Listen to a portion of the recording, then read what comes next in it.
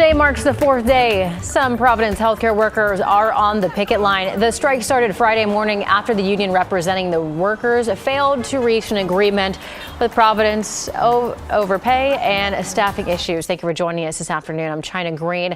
Providence has now resumed talks with healthcare workers at some locations, including Medford and Newburgh, but not all of them. That has angered workers at larger facilities like the one in St. Vincent.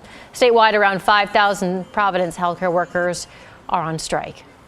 It seems par for the course with what we have been hearing from them with this tactic of dividing the larger group and picking and choosing who they want to interact with when all of us are here waiting. So I'm not at those tables. You know, these are individual hospitals, and they are the teams that bargain those agreements.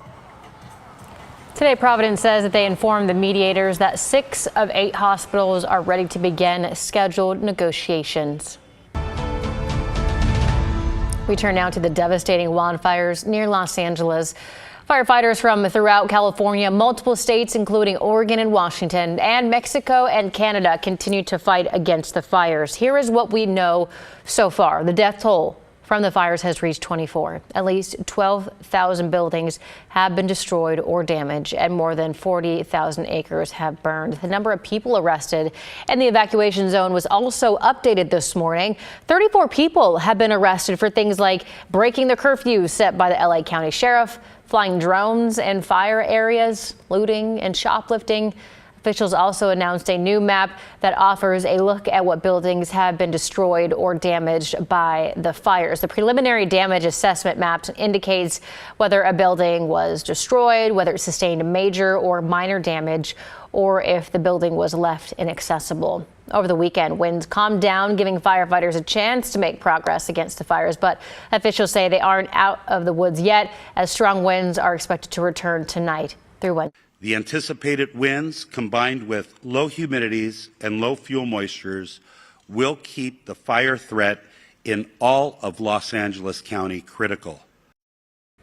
California Governor Gavin Newsom emphasized the new wind threat facing Los Angeles in a post on X last night. There's a screenshot of it right there. Rod Hill has also been tracking the latest on the shifting Southern California weather conditions. Rod, what is it looking like? Well, today's been a bit of a lull in what otherwise has been stronger winds, but the headline today, what was referenced there, is a brand new wind warning that will go up for the day tomorrow, starting early in the morning. And that wind warning warns of right back to 50 to 60 to 70 mile per hour winds from the northeast coming down slipping over some of the mountainous terrains and shooting through the canyons. Now, the observations I found today in places like the Malibu Hills and a few of the flat areas of the LA basin show gusts have been generally to 30 miles per hour or less. But with the high wind warning up starting at 4 a.m. tomorrow morning, things will get a lot worse. Again, that high wind warning issued starting at 4 o'clock tomorrow morning up until Wednesday noon. In the meantime, there are red flag warnings ongoing for low humidity and at least the gusty to breezy winds in splintered areas up to about 30 miles per hour. Forecasters updated their discussions real quick, and they are still eyeing a much more pleasing weather pattern Thursday into Friday of this week that would bring higher humidity, cooler temperatures, and lower winds for a number of days. So that would be welcome, obviously. Well, here at home, the black is the map. The white is the visible satellite picture picking up the low clouds and fog in the valley. Notice this outlines the I-5 corridor. It is sunny at the coast. It is not in Portland, Woodburn, down into Salem. And with a light wind pattern, there's really no good reason that all of this will get out of here. So we'll see. Right now, the low clouds are still kissing the downtown cityscape, and we basically haven't warmed any. The low was 35 this morning. We're at 36. So if we don't get any clearing, the high could easily be 38, 39, no warmer than 41. We would need some sun to jump up to 44 with light winds. We'll see if we do it or not, but I would expect it to be an overcast, just still chilly afternoon for your planning purposes, and that's your update for right now. Thank you, Rod. Staying on the wildfires here for a second, the Oregon State Fire Marshal released a statement saying claims on social media that Oregon fire trucks were delayed and turned around in California because of emissions testing are false. Well, the trucks did make a planned stop in Sacramento for safety inspections. Lieutenant Anthony Foster with Gresham Fire right there says that process is routine when responding to wildfires.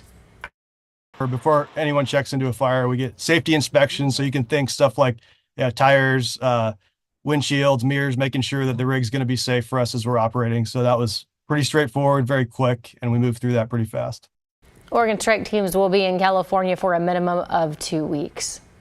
And a reminder that KGW has teamed up with the Red Cross to support wildfire victims in Southern California. If you have the means, please consider donating by scanning this QR code or look for the links at the top of KGW.com. You can also donate at any U.S. bank branch. Donations in the short term will help the Red Cross shelter and feed survivors, provide mental health support, and help with reunification efforts.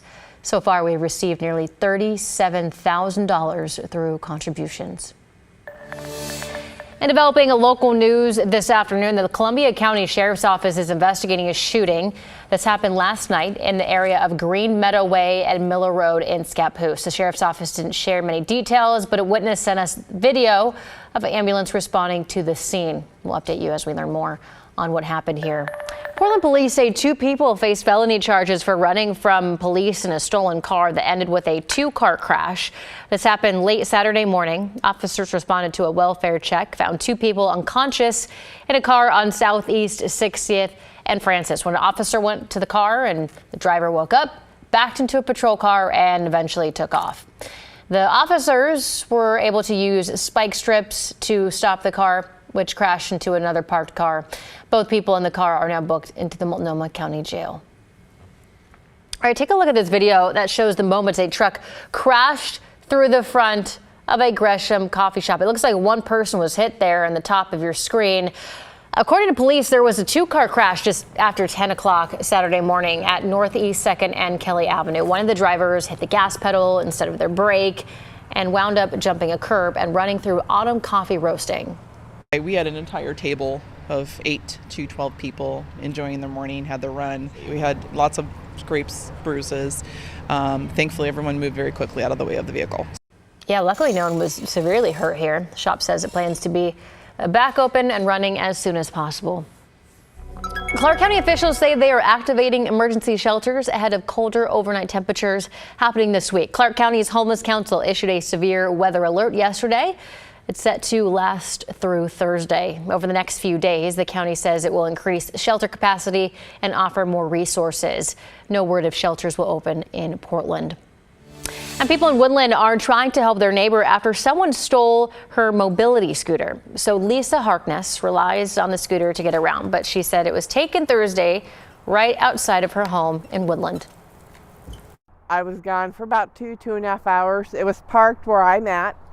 And they literally took the sack that I had in the scooter basket and sat it right there where the water bottle is. Harkness says she suffered a logging injury 37 years ago, making walking extremely difficult. Her husband also uses a mobility scooter to get around. Woodland police have been notified, but they say that any chances of getting her scooter back are slim. The couple is hoping for some financial support to replace the scooter if it can't be found. We have a link for that on our website, KGW.com. Earlier this morning, work began to revamp a long-standing memorial that honors Portland firefighters. Crews removed the ceremonial bell from the David Campbell Memorial on Southwest Alder using a forklift to get under the over 4,000-pound bell and lift it onto a truck. The 150-year-old bell was added to the memorial site in 2000 after it spent decades in both a tower downtown and at Portland Fire Station 15. The memorial is nearly a century-old tribute to fallen firefighters in Portland. This is our family heritage site as Portland Firefighters. It's the thing we never want to think about but always have to face as a reality, and that is a line of duty death. It's dangerous work. During renovations, the bell will be stored at the Portland Fire Logistics Center, clearing the way for construction that start on Memorial Plaza. Though the David Campbell Memorial Association says there's no specific timeline in place as they are still raising the money.